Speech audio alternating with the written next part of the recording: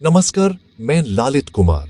विश्व अर्थव्यवस्था के बड़े मंच पर नए किरदार उभार रहे हैं, जो पुराने स्क्रिप्ट को चुनौती दे रहे हैं। इन नए किरदारों में एक शक्तिशाली समूह है, ब्रिक्स।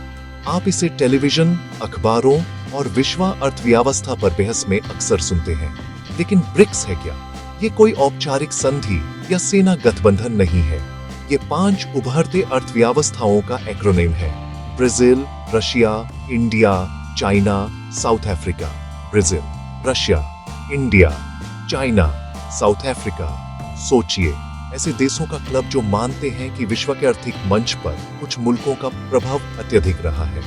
अब नए स्वरों को सुनाया जाना चाहिए। ये देश दुनिया की जनसंख्या और जीडीपी का बड़ा हिस्सा प्रतिनिधित्व करते हैं। मिलकर इनकी आवाज नजरअंदाज नहीं की जा सकती। ब्रिक्स की यात्रा राजनीति से नहीं, निवेश के एक विचार से शुरू हुई। 2001 में गोल्डमैन सैक्स के जिम ओनील ने ब्रिक शब्द दिया, जिसमें तेजी की संभावनाएं देखी गईं। समझने के लिए कि नई मुद्रा पर चर्चा क्यों, पहले वर्तमान राजा यूएस डॉलर को समझिए। डॉलर हर जगह क्यों? तेल डॉलर में ही क्यों बेचा जाता है? देश इतने डॉलर रिजर्व क्यों रखते हैं? जवाब वही के बाद ब्रेटन वुड्स प्रणाली में छिपा है। यूएस ने डॉलर को सोने से 35 आउंस पर बांधा। अन्य देशों ने अपनी मुद्राएं डॉलर से पैक की। डॉलर रिजर्व करेंसी बना, व्यापार का स्टैंडर्ड, सोने जैसा विश्वास। 1960 के दशक में खर्च बढ़ा, डॉलर छापना सोने से ज्यादा, विश्वास हिलने लगा।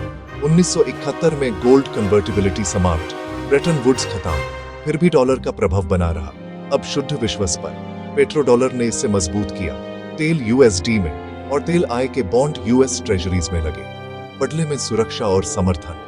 जिसे तेल चाहिए उससे डॉलर चाहिए। इस तरह डॉलर बिना सोने के भी राजा बना रहा। अगर प्रणाली चल रही है तो बदलाव क्यों? जवाब अर्थव्यवस्था, राजनीति और स्वाधीनता में है। डॉलर की बढ़ाता ने यूएस को एग्जॉर्बिटेंट प्रिविलेज दिया।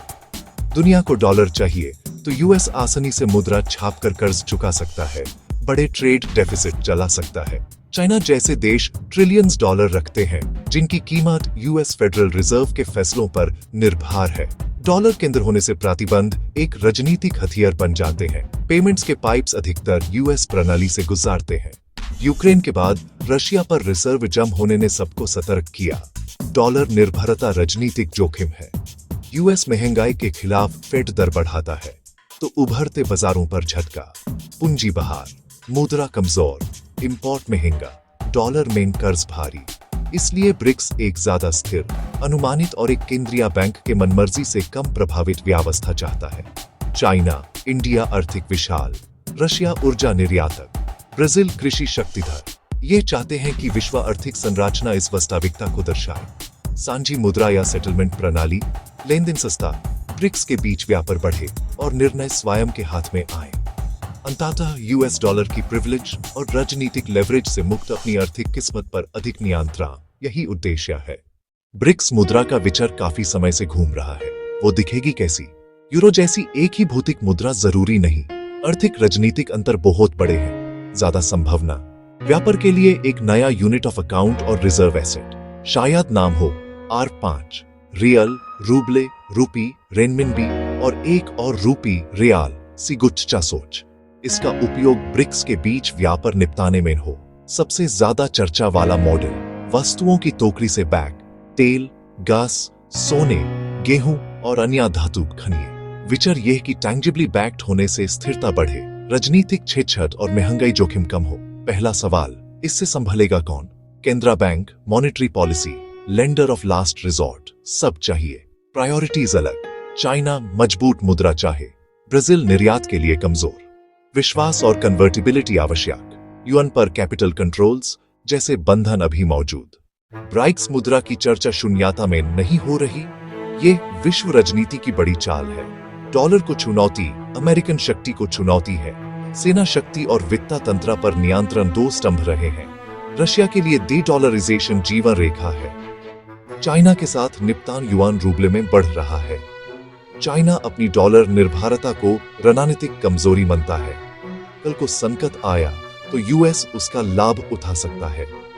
इंडिया यूएस के साथ रणनीतिक साझेदार है, पर ग्लोबल साउथ की आवाज भी उठाता है। लक्ष्य डॉलर को गिराना नहीं, पर ज्यादा संतुलित व्यवस्था बनाना। बिलैटरल व्यापार में स्थानीय मुद्राओं का प्रयोग बढ़ रहा है। केंद्रीय बैंक धीरे धीरे रिजर्व्स को विविध कर रहे हैं। ये क्रांति नहीं, धीमी घास पहनता हुआ परिवर्तन है। कम डॉलर केंद्रित दुनिया में यूएस को आर्थिक दबाव की जगह सहमति और राजनीति पर ज्यादा भरोसा करना होगा। अंतिम प्रश्न, क्या ब्रिक्स मुद्रा डॉलर को हरा देगी? नजदीकी भविष्य में नहीं।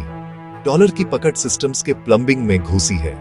बाजारों का आकर, गहराई, तरलता अभी बेनाजिर है। यूएस ट्रेजरीज सबसे सुरक्षित माने जाते हैं।